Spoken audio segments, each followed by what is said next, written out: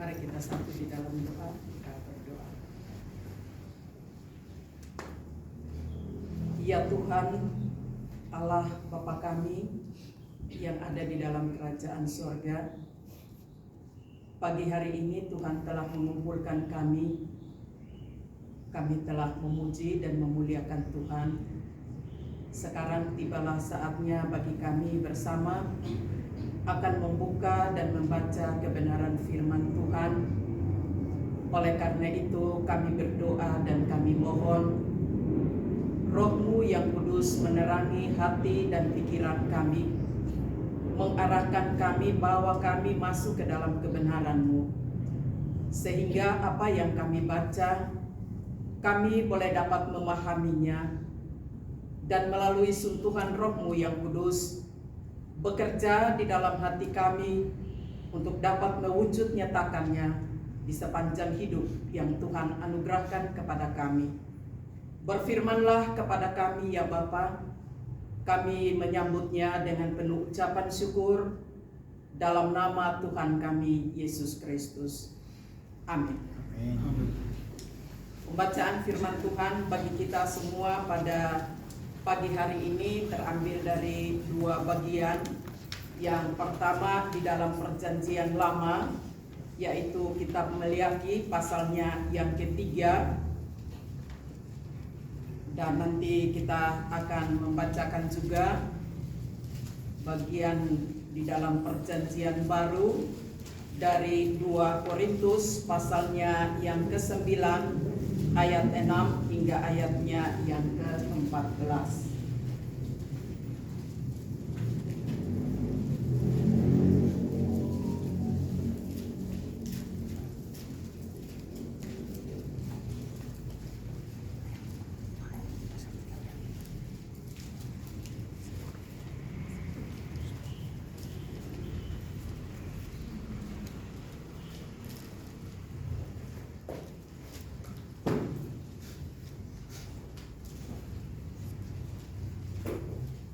Maliaki pasal 3 ayatnya yang ke-6 hingga ayatnya yang ke-12. Kita akan membacakannya bersahut-sahutan. Saya membacakan ayatnya yang ke-6, Bapak dan Ibu membacakan ayat 7 hingga ayatnya yang ke-12, dan selanjutnya kita akan masuk dalam 2 Korintus. Di bawah perikop pembayaran persembahan persepuluhan menyenangkan hati Allah. Bahwasannya aku Tuhan tidak berubah, dan kamu Bani Yakub tidak akan lenyap. Sejak zaman nenek moyangmu, kamu telah menyimpan dari ketetapanku dan tidak memeliharanya. Kembalilah kepadaku, maka aku akan kembali kepadamu. Firman Tuhan semesta alam. Tapi kamu berkata, dengan cara bagaimanakah kami harus kembali? Bolehkah kami menipu Allah? Namun kamu menipu aku. Tetapi kamu berkata, dengan cara bagaimanakah kami menipu engkau mengenai persembahan persepuluhan dan persembahan khusus? Kamu telah kerepotan, tapi kamu masih menipu aku. Ya, kamu seluruh bangsa. Bawalah seluruh persembahan persepuluhan itu ke dalam rumah perbendaharaan, supaya ada persediaan makanan di rumahku, dan ujilah aku, firman Tuhan semesta alam. Apakah aku tidak membukakan bagimu tingkap-tingkap langit dan mencurahkan berkat kepadamu sampai berkelimpahan? Aku akan menempatkan belalang supaya jangan dihabisinya hasil tanahmu, dan supaya jangan pohon anggur di padang tidak berbuah bagimu. Firman Tuhan semesta alam. Maka segala bangsa akan menyebut kamu berbahagia, sebab kamu ini akan menjadi negeri kesukaan. Firman Tuhan semesta alam. Selanjutnya kita akan membacakan di dalam 2 Korintus pasalnya yang ke-9.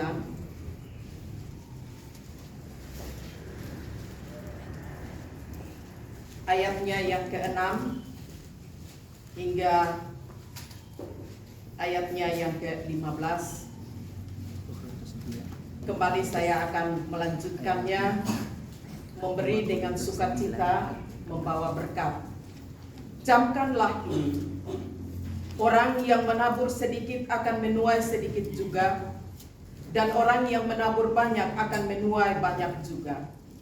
Hendaklah masing-masing memberikan menurut kerawahan hatinya, jangan dengan sedih hati atau karena paksaan, sebab Allah mengasihi orang yang memberi dengan sukacita. Dan Allah sanggup melimpahkan segala kasih karunia kepada kamu, supaya kamu senantiasa berkecukupan di dalam segala sesuatu, dan malah berkelebihan di dalam pelbagai kebajikan. Seperti ada tertulis, Ia membagi-bagikan, Ia memberikan kepada orang miskin, kebenarannya tetap untuk selama-lamanya. Ia yang menyediakan benih bagi penabur dan roti untuk dimakan, Ia juga yang akan menyediakan benih bagi kamu dan melipat gandakannya dan menumbuhkan buah-buah kebenaranmu. Kamu akan diperkaya dalam segala macam kekurangan hati, yang membangkitkan syukur kepada Allah oleh karena kami. Sebab pelayanan kasih yang berisi pemberian ini bukan hanya mencukupkan keperluan-keperluan orang-orang kudus, tetapi juga melimpahkan ucapan syukur kepada Allah. Dan oleh seorang telah memuji dalam pelayanan itu, mereka memuliakan Allah dalam pengakuan Kristus, dan karena kemurahan itu dalam memberikan segala sesuatu dengan mereka dan dengan semua orang. Sedangkan di dalam doa mereka juga merindukan kamu oleh karena kasih karunia Allah yang melimpah di atas kamu. Syukur kepada Allah karena karunia-Nya yang tak Demikian jauh pembacaan firman Tuhan bagi kita semua pada pagi hari ini. Bapak dan Ibu yang kekasih di dalam Tuhan kita Yesus Kristus, kita sudah ada di penghujung bulan Februari. Dan kita sudah memasuki minggu kedua, yaitu Minggu Sengsara Tuhan Yesus. Dan biasanya di minggu-minggu seperti ini, orang-orang percaya tentunya ada di dalam sebuah perenungan akan kasih Tuhan.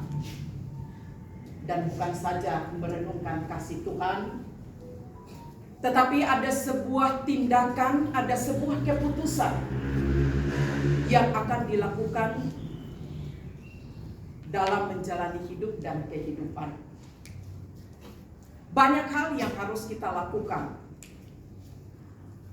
Oleh karena itu, sebagai orang yang percaya kepada Tuhan Yesus Kristus, di dalam merenungkan kasih Tuhan dan kebaikan Tuhan yang tak terhingga itu, apakah yang harus kita lakukan untuk mempermuliakan nama Tuhan? Banyak firman Tuhan yang akan menjadi jawaban bagi kita semua. Tetapi terkait dengan firman Tuhan yang baru saja kita bacakan di dalam perjanjian lama maupun di dalam perjanjian baru, mengajak dan mengajar kita semua untuk kembali pada apa yang diperintahkan oleh Tuhan kepada umat Israel maupun kepada orang-orang percaya kepada Tuhan Yesus di dalam perjanjian baru. Bapak dan Ibu, hari ini kita akan bersama-sama merenungkan satu tema dari bagian Alkitab ini terkait dengan persembahan persepuluhan.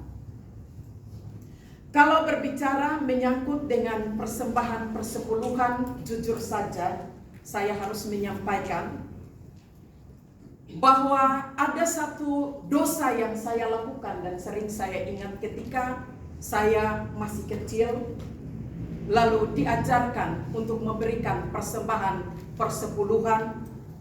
Lalu majelis gereja datang dan membawakan amplop persembahan persepuluhan, karena waktu itu saya mendengar dari salah satu jemaat berkata demikian, untuk apa kita memberikan persembahan persepuluhan? Toh juga kalau kita memberikan perpuluhan, itu hanya untuk menggemukkan pendeta.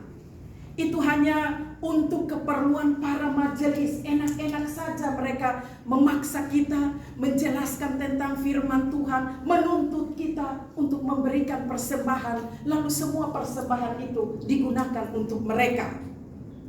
Lalu apa yang mereka sampaikan itu saya dengar. Dan waktu saya dengar, karena saya waktu itu juga masih kecil, terkontaminasi dengan perkataan itu. Lalu apa yang terjadi ketika majelis datang dan memberikan amplop persembahan, maka saya bilang tidak usah kasih, taruh saja di situ. Bila perlu, nggak usah, biarkan saja begitu. Dan saya tidak kasih tahu mama saya. Ini saya ingat, karena memang saya belum mengerti. Karena memang saya melakukan itu oleh karena ada orang yang mengatakan demikian. Dan itu terngiang di dalam pikiran saya, ingatan saya. Sampai pada akhirnya ketika dalam suatu KKR ada khotbah tentang perpuluhan dan menjelaskan dengan begitu baiknya, sehingga pada akhirnya saya memahaminya dan mohon ampun kepada Tuhan, lalu saya melakukannya. Namun di dalam melakukannya, dalam tugas penggembalaan pada jemaat yang Tuhan beri, kadang-kadang saya terkembali untuk berpikir kembali tentang apa yang dikatakan zaman dahulu. Sehingga ketika saya mau menyampaikan tentang firman Tuhan, yaitu perpuluhan itu sendiri, ada perasaan jangan sampai nanti jemaat bilang, itu Ibu Pendeta Kaci ngomong tentang perpuluhan supaya kita kasih perpuluhan dan semuanya untuk dia. Dan pada akhirnya saya agak rem ketika mau menyampaikan persembahan persepuluhan.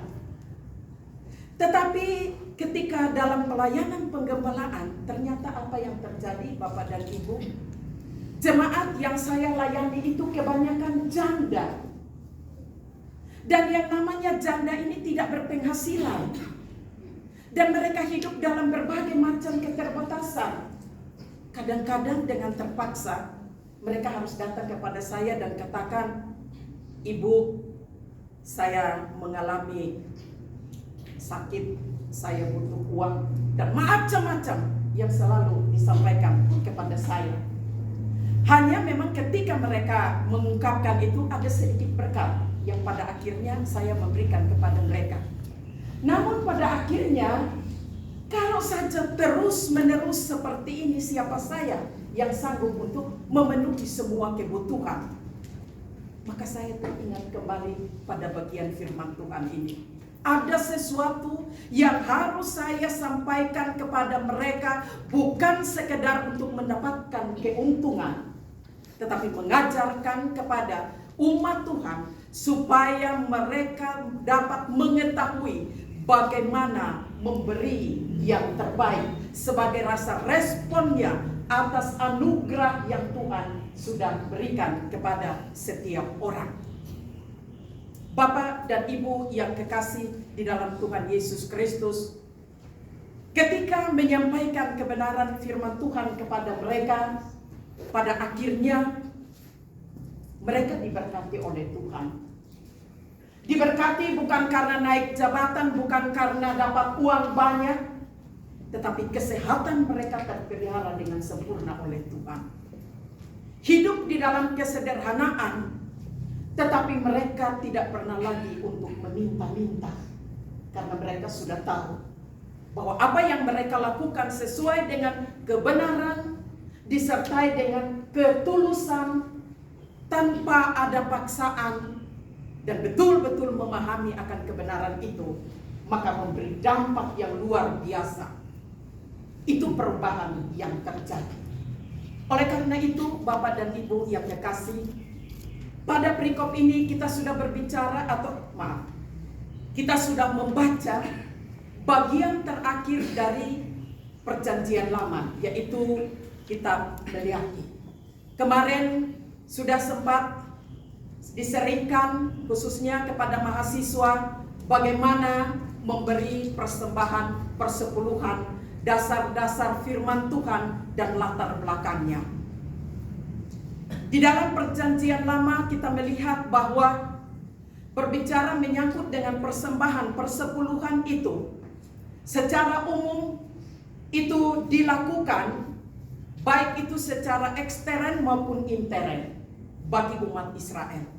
Secara ekstern kita melihat bahwa rakyat pada waktu itu wajib untuk memberikan persembahan persepuluhan kepada raja. Dan khususnya bagi umat pilihan Allah, maka baik itu Abraham maupun Yakub, mereka juga melakukan itu. Dasar pemberian persembahan persepuluhan yang dilakukan oleh Abraham dan juga oleh Yakub itu dilakukan atas dasar kesadaran yang dalam. Mereka melakukan itu atas dasar inisiatif mereka, karena mereka telah melihat pertolongan Tuhan di sepanjang kehidupan mereka. Mereka telah melihat bagaimana Tuhan menyelamatkan mereka dan Tuhan menjawab setiap pergumulan mereka. Baik itu Abraham ketika bergumul dengan peperangan, dan demikian juga dengan Yakub ketika dia lari dan dia hampir kehilangan nyawa dan dia harus lari ke Haran dan dia harus tidur meletakkan kepalanya di atas batu, dan pada waktu itu dia bermimpi dan dia melihat bagaimana Tuhan menyatakan kasih-Nya kepadanya sehingga pada akhirnya dia diselamatkan. Lalu dia berdoa, dia minta kepada Tuhan agar Tuhan memberkati dia, dan ketika Tuhan memberkati dia, dia bernazar kepada Tuhan, maka dia akan memberikan persembahan persepuluhan dari semua hasil yang ia peroleh. Artinya bahwa apa yang dilakukan oleh kedua tokoh ini atas dasar kerelaan hati, bukan karena terpaksa dan dipaksa. Kita melihat lagi dalam perjalanan Musa, pada akhirnya ini merupakan satu ketetapan yang ditetapkan oleh Allah dan diperintahkan kepada Musa untuk menyampaikannya kepada umat Israel, membawa persembahan persepuluhan dengan tujuan untuk memenuhi kebutuhan para imam dan juga pekerja-pekerja di dalam bait Allah. Dan juga di dalam Perjanjian Lama juga di sana menjelaskan bahwa pengumpulan persembahan persepuluhan itu juga bukan hanya saja untuk para imam atau orang-orang Lewi pada waktu itu yang melayani di bait Allah, tetapi juga diberikan kepada mereka yang tergolong dalam orang yang berkekurangan atau orang miskin atau para pendatang, bahkan juga pekerja-pekerja di dalam bait Allah. Artinya bahwa tujuan daripada memberikan persembahan persepuluhan kepada orang Israel, kepada orang Lewi ini, supaya terjadi keseimbangan, karena mereka tidak punya lahan, yang lain mempunyai lahan dan pendapatan, tetapi bagi orang Lewi tidak mendapatkan itu. Mereka dikhususkan untuk menerima persembahan ini, lalu mereka juga dipersiapkan oleh Tuhan untuk mengelola persembahan yang telah dibawakan oleh umat Tuhan. Dan pada mulanya itu dilakukan secara baik. Namun berjalannya waktu, pada akhirnya oleh karena pembuangan dan pada akhirnya mereka tercerai-berai, lalu bait Allah diruntuhkan, maka pada akhirnya untuk praktek melakukan upacara-upacara keagamaan termasuk di dalam membawa persembahan kepada Tuhan itu mulai seakan-akan terdiam. Dan pada waktu itu juga karena mereka berada di pengasingan, mereka terjepit dengan berbagai macam hal sehingga mereka tidak melakukan itu dengan baik.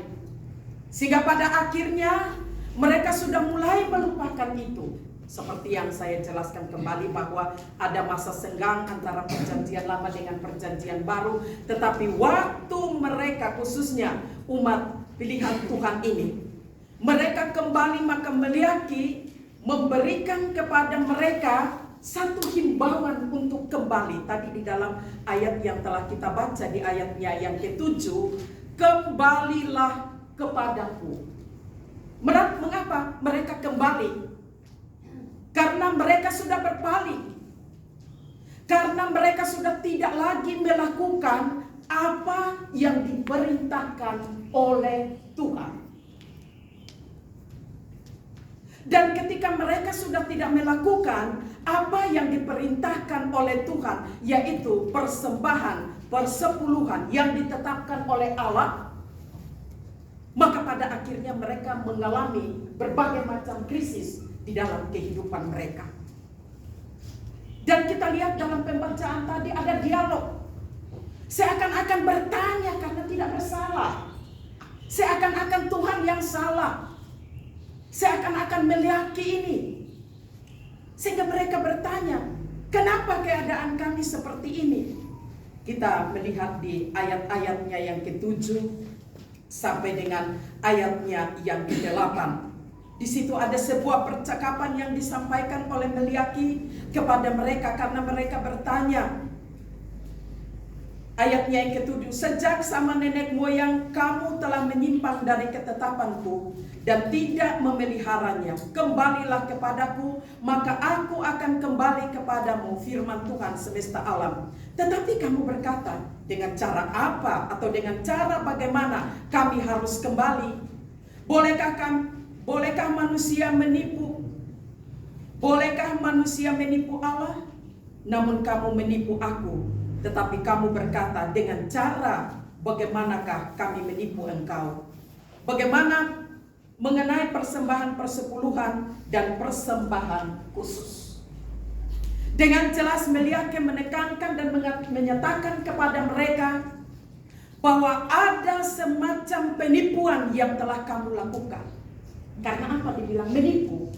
Karena memang mereka sudah tahu sebetulnya apa yang harus mereka lakukan. Dan mereka itu adalah penerima perintah.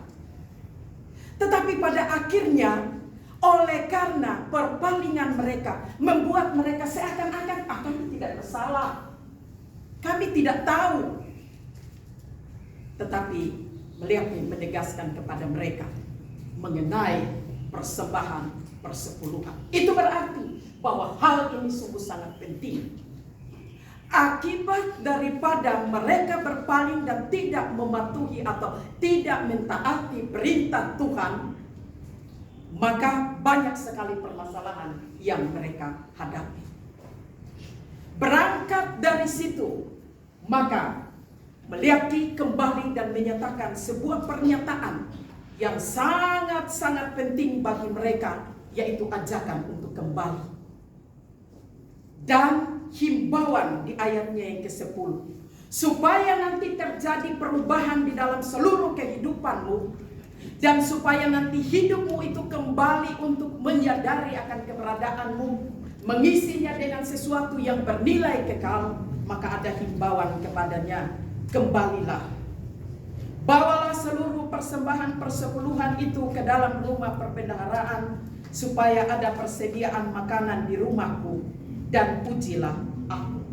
Bapak dan Ibu yang kekasih di dalam Tuhan Yesus Kristus, bagian firman Tuhan ajakan bilang bawalah persembahan persepuluhan ke rumah Tuhan, bukan berarti untuk menyogok Tuhan.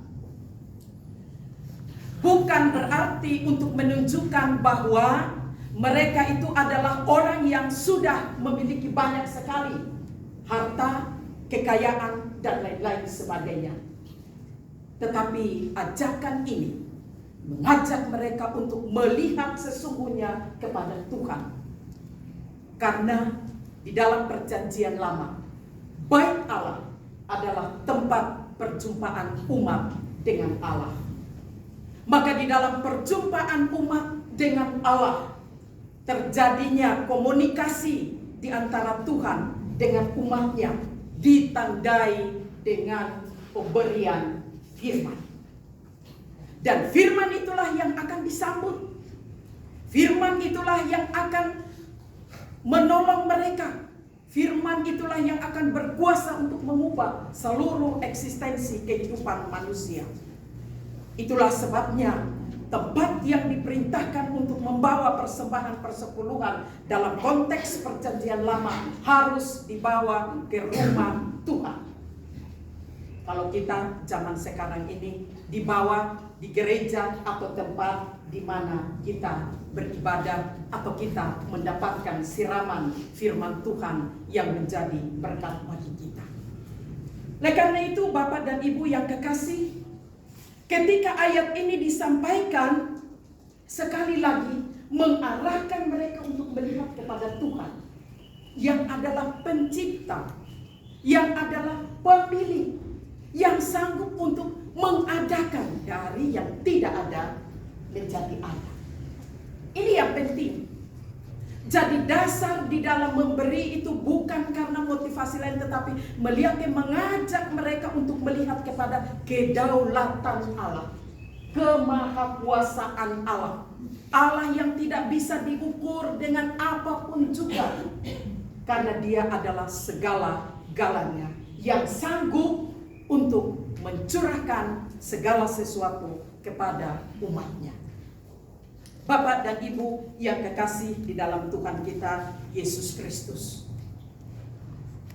banyak orang yang kadang-kadang mulai dari sekarang dengan konsepnya masing-masing. Itu bisa saja karena dari sudut pandang apa itu mau dijelaskan. Masing-masing punya pemahaman tersendiri terkait dengan persembahan persepuluhan.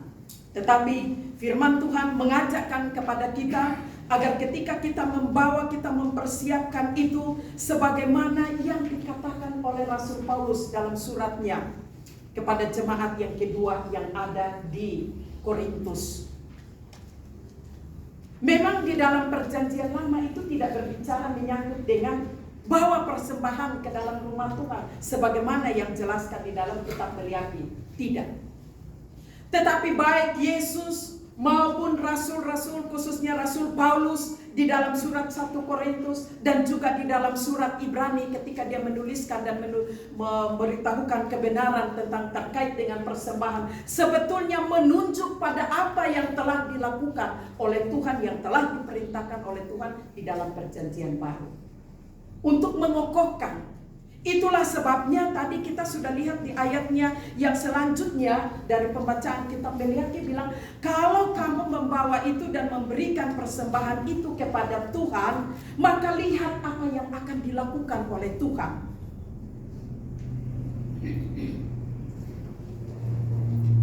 Di ayatnya yang ke-10, dan apakah aku tidak akan membukakan bagimu tingkap-tingkap langit dan mencurahkan berkat kepadamu sampai berkelimpahan.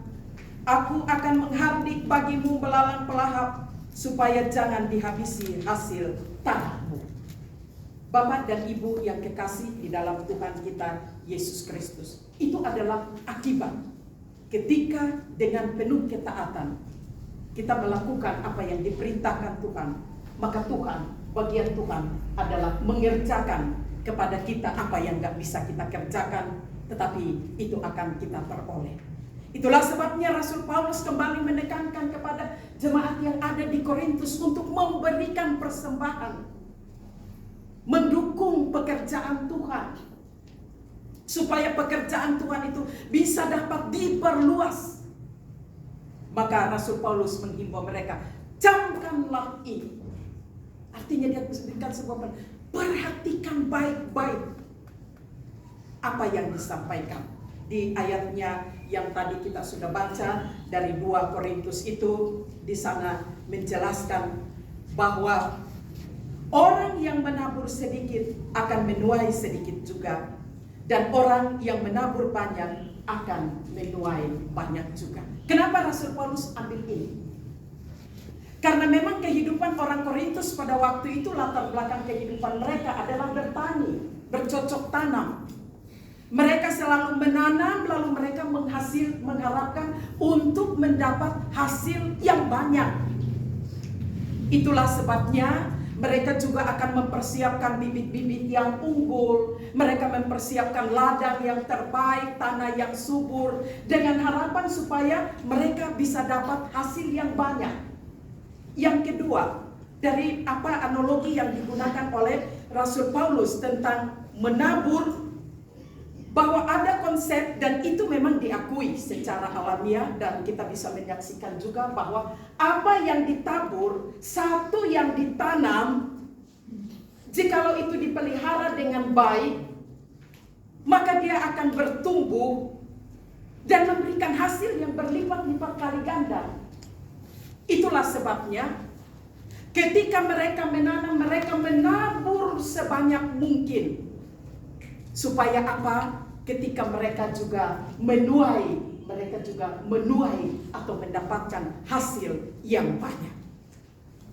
Rasul Paulus mengingatkan kepada mereka tentang hal ini, bahwa soal untuk memberi, jikalau kamu memberi dengan penuh kerelaan. Jadi dia tarik tadi, analogi itu masuk di dalam hal yang bersifat rohani.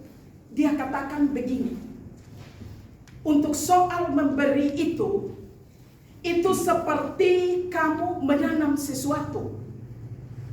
Dan juga khususnya dalam bagian ini Rasul Paulus menekankan bahwa ketika kita memberi sesuatu untuk mendapatkan yang terbaik juga, hendaklah kamu memberi masing-masing menurut kerelaan hati. Rela. Jangan dengan sedih hati atau karena paksaan, sebab Allah mengasihi orang yang memberi dengan sukacita. Itu berarti bahwa rumus untuk memberi berdasarkan ajaran Rasul Paulus ini adalah harus memberi dengan rela hati. Harus memberi dengan penuh sukacita tanpa terpaksa. Karena apa? Atas dasar kesadaran semua yang diperoleh itu bukan sekedar hasil usaha kita manusia, tetapi semua itu datang dari Tuhan. Kita boleh berusaha, kita boleh bekerja dan melakukan apa saja, tetapi jikalau Tuhan tidak menumbuhkannya, maka sia-sialah usaha dan pekerjaan kita. Ini yang ditekankan oleh Rasul Paulus, bahwa kita harus melakukan sesuatu atas dasar kerelaan, jangan terpaksa. Ketika kita memberikan persembahan, persepuluhan juga, jangan karena terpaksa. Jangan karena basa-basi. Jangan karena hitung bilang, oh karena saya tidak ada uang. Kebanyakan orang berdalih di situ. Oh saya masih kuliah, oh saya belum dapat penghasilan. Macam-macam alasannya. Bukan soal itu, tetapi soal apa yang telah kita terima dari Tuhan. Soal apa yang Tuhan telah lakukan terlebih dahulu kepada kita. Itu yang menjadi dasar kita. Maka ketika kita melihat bahwa apa yang dilakukan oleh Tuhan adalah Dia melakukan kepada kita di saat kita belum melakukan yang terbaik bagi kita, yaitu Ia telah menyerahkan dirinya sebagai korban yang sempurna, menderita menanggung dosa kita, ambil alih seluruh kelemahan kita. Dia tanggung semua itu dengan penuh ketaatan dan penuh ketulusan. Tidak pernah menggerutu, tidak pernah menuntut kepada manusia, tetapi Ia menjalani semua itu dengan kerelaan hati, karena betapa besarnya cinta kasih-Nya kepada manusia. Itulah sebabnya Yesus sekalipun tidak mengajarkan tentang perpuluhan, tetapi Yesus mengajarkan kepada mereka untuk apa kamu melakukan kewajiban hukum Taurat, tetapi kamu mengabaikan hal yang penting, kasih, keadilan, perhatian kepada orang-orang tertentu yang membutuhkan, bahkan untuk pekerjaan Tuhan. Rasul Paulus mengingatkan kembali kepada umat Tuhan dan juga bagi kita semua sekarang, bahwa sesungguhnya apa yang kita beri itu tidak akan lebih daripada apa yang Tuhan sudah berikan kepada kita.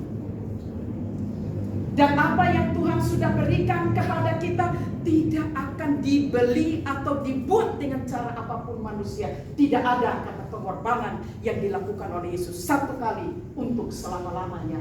Lunas, tuntas, sempurna pemberian Tuhan bagi kita. Itulah sebabnya Bapak dan Ibu sering kita menyanyi ada lagu, dengan apakah akan kubalas kebaikanmu. Tidak ada kecuali persiapan hati kita dengan kerelaan.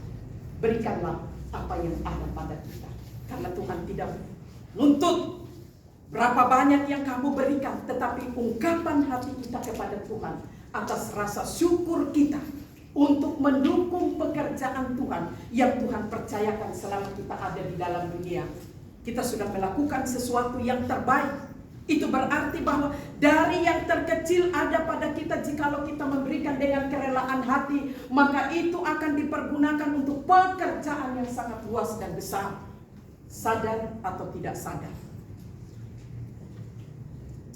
di lembaga ini ada perusahaan yang sudah bekerja, yang juga sudah memberikan dukungannya melalui persembahan persepuluhan untuk mendukung pekerjaan Tuhan di tempat ini, mempersiapkan hamba-hamba Tuhan, anak-anak Tuhan yang kelak nanti akan pergi untuk memberitakan Injil Kerajaan Sorga.